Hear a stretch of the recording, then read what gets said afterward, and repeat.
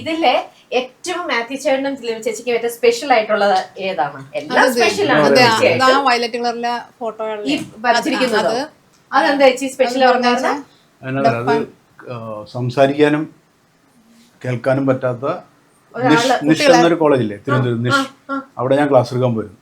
അപ്പൊ അവിടുത്തെ ഒരു കുട്ടി വരച്ചു. ആ കോളേജിൽ പോകുന്ന കാര്യം പറയുമ്പോൾ തന്നെ എനിക്കൊരു, അതായത് എല്ലാ കോളേജുകളിലും ചെന്നാലേ നമ്മൾ വാതിക്കലേക്ക് ചെല്ലുമ്പോൾ ഒച്ച ബഹളമൊക്കെ അല്ലേ. കോളേജിൽ നമ്മുടെ മനസ്സിൽ ഇരിക്കുന്ന കോളേജ് അതാണല്ലോ. നിഷിൽ ചെന്നാലേ നമുക്ക് തന്നെ ഭയങ്കര നിശബ്ദതയാണ്, മനസ്സിലായി. പക്ഷെ ആ കുട്ടികൾ ഭയങ്കര എനർജറ്റിക്കാണ്. അവർക്കൊരു വിഷമല്ല, അവര് നല്ല ഹാപ്പി ആയിട്ടാവും. അവര് ഭയങ്കര നല്ല കഴിവുള്ളവര്.